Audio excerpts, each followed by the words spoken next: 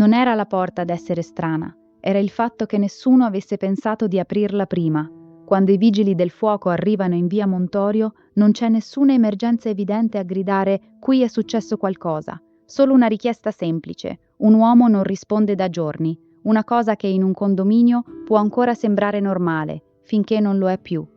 La porta viene forzata lentamente, il legno cede con un suono secco, quasi ordinario, e subito dopo il rumore si spegne. Dentro l'aria è ferma, troppo ferma, non come una casa vuota, ma come uno spazio che non viene attraversato da tempo. Il corridoio è stretto, le stanze non parlano, nulla sembra fuori posto. Poi lo vedono, un corpo a terra, tra due ambienti della casa. Nessun segno immediato, nessuna scena che spieghi da sola cosa sia successo, solo una presenza che non appartiene più al tempo in cui si trova. La prima ipotesi arriva veloce, morte naturale, un arresto cardiaco, una conclusione pulita, comoda, chiudibile. Ma dentro quell'appartamento niente sembra chiudersi, perché c'è una domanda che arriva sempre dopo, quando la scena è già stata osservata una volta. E non riguarda la morte, riguarda il tempo. Quanto tempo può passare in un posto abitato prima che qualcuno si accorga che qualcosa non torna? E soprattutto, come può una persona sparire dalla routine di un intero quartiere senza interromperla? Ogni segreto ha un codice, ogni ombra una storia.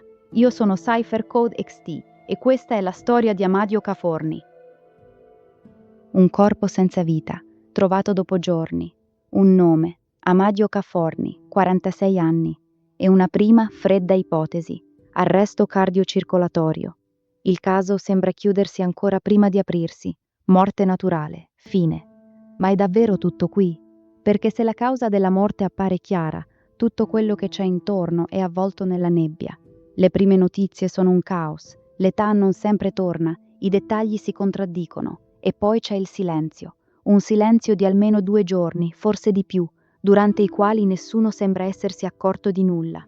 È proprio in questo silenzio che si nasconde il vero mistero.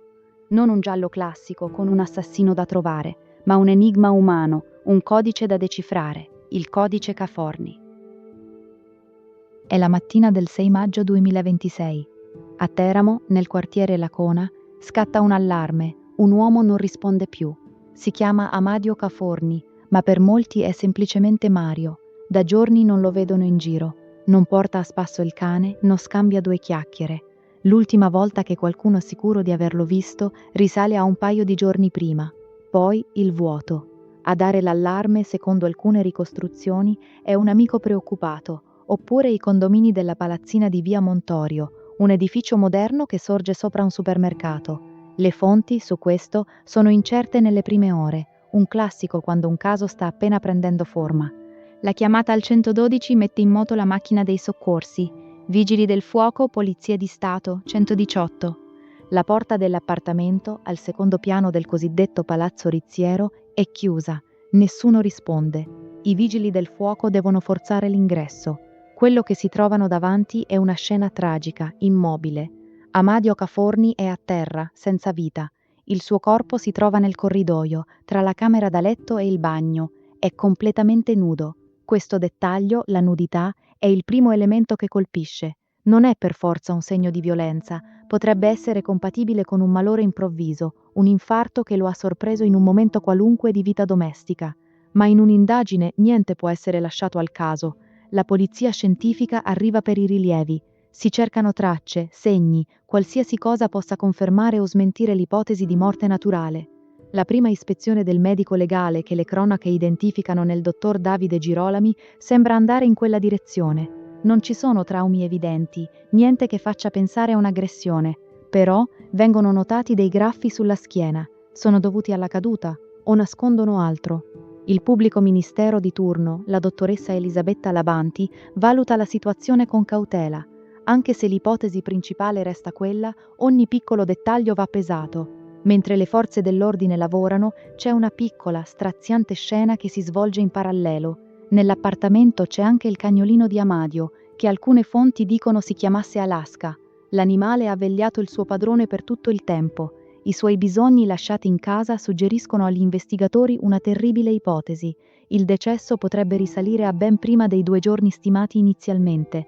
Il cane, spaventato, viene affidato a una vicina di casa, un piccolo gesto di umanità in una storia che da subito parla di una profonda e assordante solitudine. Mentre la notizia si sparge, emerge la domanda più importante: chi era Amadio Caforni? La cronaca lo descrive come un 46enne invalido che viveva da solo, ma dietro questa etichetta c'è una vita intera, una storia di fragilità e sogni.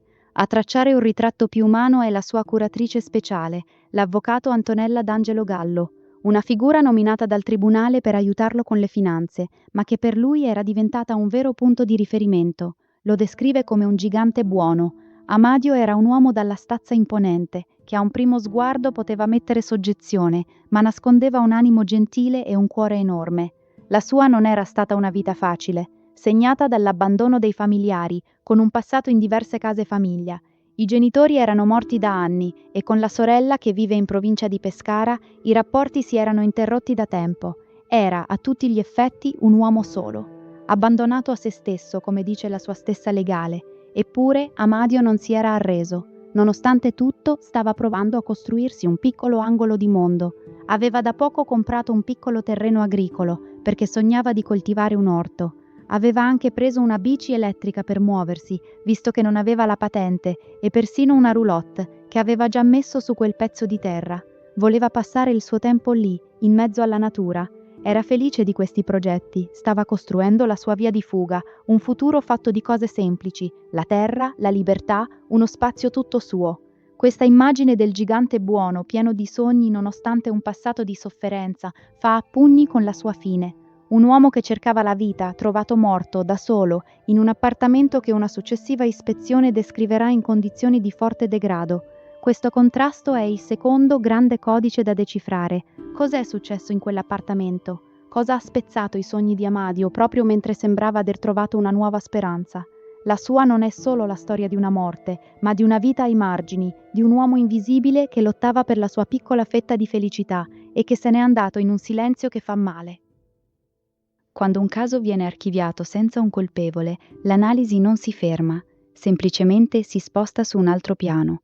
Non si cerca più un assassino, ma la verità. Una verità fatta di dettagli, di logica e della capacità di leggere tra le righe di una tragedia. Proviamo a scomporre questo codice. Indizio 1. Il tempo e il silenzio. Il primo enorme indizio è il tempo. Morto da almeno 2 giorni. Questa frase, ripetuta ovunque, è un macigno. In un condominio, in un quartiere, com'è possibile che nessuno si sia accorto di nulla per così tanto? Amadio aveva un cane. Un cane deve uscire, abbaia, si fa sentire. Il silenzio del cane è forse un segno ancora più inquietante del silenzio del suo padrone. L'ipotesi che il decesso sia avvenuto anche prima dei 2 giorni stimati rende tutto ancora più amaro. Questo tempo non è solo un dettaglio tecnico, è un indicatore sociale potentissimo. Parla di isolamento, di una routine così solitaria che la sua interruzione non ha fatto scattare nessun allarme, nessun parente che chiama ogni giorno, nessun amico che passa per un caffè. Il silenzio che ha avvolto la morte di Amadio è il riflesso del silenzio che, probabilmente, avvolgeva gran parte della sua vita. Indizio 2. La decisione sull'autopsia. Inizialmente, vista la scena, si pensa che la procura possa disporre un'autopsia per togliere ogni dubbio. I graffi sulla schiena, la nudità, il ritrovamento dopo giorni, sono tutti elementi che meriterebbero un approfondimento. Eppure, a quanto pare, la decisione finale è un'altra. Dopo l'ispezione esterna e i rilievi, il magistrato concede il nulla osta per la sepoltura. Non verrà eseguita l'autopsia, classificando il decesso come morte per cause naturali. Questa scelta è un bivio. Per la giustizia significa che non ci sono elementi per sospettare un reato. I graffi sono stati ritenuti compatibili con una caduta e non sono emerse altre lesioni. Il caso giudiziario, di fatto, si chiude qui, ma dal punto di vista umano lascia un vuoto. L'autopsia avrebbe dato certezze, l'ora esatta, la causa definitiva, l'esclusione di ogni altro fattore. La sua assenza trasforma queste domande in dubbi permanenti. Il codice, da questo punto di vista, resta in parte indecifrato. Indizio 3. La famiglia e l'eredità. Il terzo codice è quello familiare. Sappiamo che Amadio non aveva contatti con la sorella da anni, eppure, alla notizia della morte, lei si fa viva. Annuncia il suo arrivo a Teramo dicendo di voler capire cosa è successo. Esprime il desiderio di verificare se ci siano state omissioni. Questo, per un attimo, riaccende i riflettori. C'è qualcosa che la famiglia sa e che noi non sappiamo? In realtà anche questa pista si rivela complicata. L'avvocato Gallo dichiara di averla sentita il giorno del ritrovamento, ma di non averla ancora incontrata giorni dopo. Questa dinamica, fatta di silenzi lunghissimi e di un improvviso ritorno, aggiunge un altro strato di complessità umana alla vicenda. Non suggerisce un crimine, ma racconta una storia di legami spezzati, di abbandono e forse di rimpianti. Infine, c'è il problema pratico dei funerali. Sul conto di Amadio ci sono pochi soldi, non abbastanza. Si parla di coinvolgere il comune. Poi, stando a quanto riportato da una testata locale, un colpo di scena. Un imprenditore che ha vissuto alla Cona si fa avanti e decide di coprire tutte le spese. Un gesto di enorme generosità che chiude il cerchio. Un uomo abbandonato da chi doveva amarlo, ma aiutato da una curatrice diventata un'amica e alla fine onorato da uno sconosciuto legato al suo stesso quartiere. Quando un caso è archiviato come morte naturale, le domande non spariscono, semplicemente cambiano. Non ci chiediamo più chi è stato, ma perché. Perché un uomo di soli 46 anni è morto così, perché nessuno ha potuto aiutarlo, e cosa possiamo imparare dalla sua storia? La prima domanda riguarda la sua salute. Le cronache parlano di diabete e di una generale condizione di invalidità, ma non è del tutto chiaro se soffrisse di altre patologie specifiche. Un arresto cardiaco a 46 anni può colpire all'improvviso, certo, ma è anche possibile che ci fossero segnali che nessuno ha colto o che lui stesso ha sottovalutato.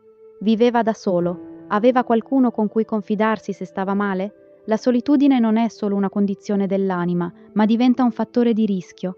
Morire da soli significa anche spesso ammalarsi da soli. La seconda domanda riguarda tutti noi. La Cona è un quartiere, non il deserto. C'erano vicini, c'era la sua curatrice, c'erano persone che lo conoscevano come Mario. Eppure la sua assenza è passata inosservata per giorni. Questo ci costringe a guardare una verità scomoda. Siamo così concentrati sulle nostre vite da non accorgerci quando la privacy di qualcuno diventa isolamento mortale. La storia di Amadio non è un'eccezione. È l'emblema di un fenomeno sempre più diffuso, l'invisibilità sociale. Si può essere circondati da persone e allo stesso tempo essere completamente soli. La sua morte è un atto d'accusa silenzioso contro una comunità che forse ha guardato senza vedere. La terza domanda, la più difficile, è quella dei se. Cosa sarebbe successo se qualcuno avesse bussato alla sua porta un giorno prima, se l'allarme fosse scattato con qualche ora di anticipo, se la sua fragile rete di contatti fosse stata un po' più robusta? Sono domande a cui non avremo mai risposta, ma che ci costringono a riflettere. Il caso di Amadio Caforni ci insegna che un piccolo gesto, una telefonata, un come stai, detto al momento giusto, a volte può davvero fare la differenza. Infine rimane l'enigma della sua felicità appena ritrovata. Stava per iniziare una nuova vita, con l'orto e la roulotte. Era felice. Questa tragica ironia lascia un sapore ancora più amaro. È come se la vita gli avesse concesso un'ultima illusione, prima di riprendersi tutto. O forse quella speranza è l'unico vero lieto fine di questa storia. Nonostante il dolore e l'abbandono, Amadio Caforni non aveva smesso di sognare. E forse è così che dovremmo ricordarlo, non come la vittima di una morte solitaria, ma come un gigante buono che fino all'ultimo ha cercato il suo piccolo pezzo di cielo. Il caso di Amadio Caforni è ufficialmente chiuso, ma le riflessioni che apre sono tutt'altro che finite. È una storia che parla di solitudine, di abbandono, ma anche di sogni e di generosità inaspettata. Cosa ne pensate? Qual è l'elemento di questa vicenda che vi ha colpito di più? Parliamone insieme nei commenti, con il massimo rispetto per la memoria di Amadio. E se volete continuare ad analizzare con noi i misteri, risolti e irrisolti, che si nascondono nella cronaca italiana, per provare a capire non solo cosa succede, ma perché, iscrivetevi al canale e attivate la campanella. Alla fine, il codice Caforni non lascia un colpevole, non lascia un mistero risolto, non lascia una verità definitiva, lascia qualcosa di più scomodo, una vita che stava provando a cambiare direzione, un terreno, un progetto semplice, una routine nuova che non ha mai avuto il tempo di diventare reale, non un crollo improvviso, ma una storia che si interrompe mentre sta ancora cercando di ricominciare. E forse è proprio questo che resta addosso, non quello che è successo, ma quello che non ha fatto in tempo a diventare qualcos'altro, perché ci sono porte che non vengono mai riaperte, giornate che non continuano e persone che spariscono senza che nessuno riesca a dire esattamente quando è iniziato. E la parte più inquietante non è la fine, è il fatto che per molto tempo nessuno abbia notato l'inizio della fine. Grazie per avermi accompagnato fin qui. Alcune verità restano nell'ombra. Ci vediamo al prossimo mistero e ricordate, il resto è silenzio.